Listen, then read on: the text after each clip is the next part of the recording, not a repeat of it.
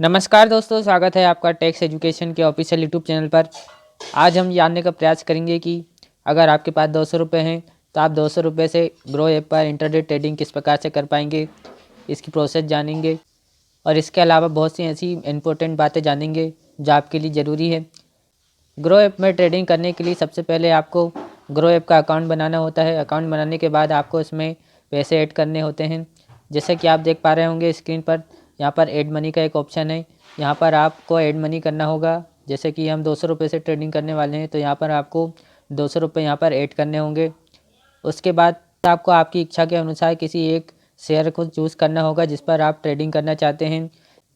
लेकिन दोस्तों, एक बात ज़रूर ध्यान रखें कि आप जिस भी स्टॉक को चूज़ करेंगे उसका इंटरडे ट्रेडिंग ऑन होना चाहिए। जैसे कि आप एग्जांपल के तौर पर हमने किसी एक स्टॉक को यहाँ पर चूज़ कर लिया है। उसके बाद आपको यहाँ पर क्वांटिटी डालकर और लिमिट डालकर यहाँ पर व्यू करना होगा शेयर को।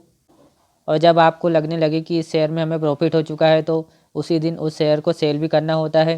इस प्रकार की पूरी प्रोसेस होती है। तो जैसा कि दोस्तों, आपने ग्रो ऐप पर 200 रुपये से इंटरडे ट्रेडिंग स्टार्ट किया है, तो मान लेते हैं कि एक शेयर का प्राइस 20 रुपये है।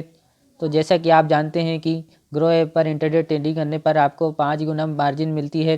तो आपने 200 रुपये इन्वेस्ट किए हैं तो उसका 1000 रुपये बन जाता है। अब 1000 रुपये में अगर आप एक शेयर का प्राइस 20 रुपये है तो 1000 में आप 50 शेयर खरीद सकते हैं। तो दोस्तों, आपने इस प्रकार से 1000 रुपये में 50 शेयर खरीद लिए हैं। अब मान लीजिए कि आपके शेयर का प्राइस 20 रुपये से बढ़कर 21 रुपये हो चुका है, मतलब आपको हर शेयर में 1 रुपये का प्रॉफिट हो रहा है। तो आप जानते हैं कि आपको कितने चार्जेस देने होंगे। जैसा कि दोस्तों आप देख पा रहे होंगे, यहाँ पर ग्रो चार्जेस 10 रुपये लगे हैं, नॉन ग्रो चार्जेस 1 रुपये 9 पैसे लगे हैं, सिक्योरिटी ट्रांजेक्शन STT 0 रुपये, एक्सचेंज चार्जेस 0.06 रुपये, सेबी टर्नओवर फीस 0.00 रुपये, GST 1.81 रुपये, स्टाम्प ड्यूटी 0.03 रुपये। इस प्रकार दोस्तों ये टोटल 11 रुपये 90 पैसे होते हैं टोटल चार्जेस मिलाकर। जैसा कि साथ ही आपने 50 शेयर खरीदे थे और प्रत्येक शेयर पर 1 रुपये बढ़ा था, इसलिए आपको टोटल 50 रुपये का प्रॉफिट हुआ था। और इसमें से हम चार्जेस माइनस कर देते हैं 11 रुपये 90 पैसे, तो आपको टोटल नेट प्रॉफिट 38 रुपये 10 पैसे होगा। इस प्रकार से आप कैलकुलेशन कर सकते हैं। दोस्तों, आपको आगे बढ़ने से पहले बता दें कि tax education YouTube channel trading के साथ साथ टैक्स की भी महत्वपूर्ण जानकारी आप तक पहुंचाता है, इसलिए इस चैनल को सब्सक्राइब जरूर कर लें।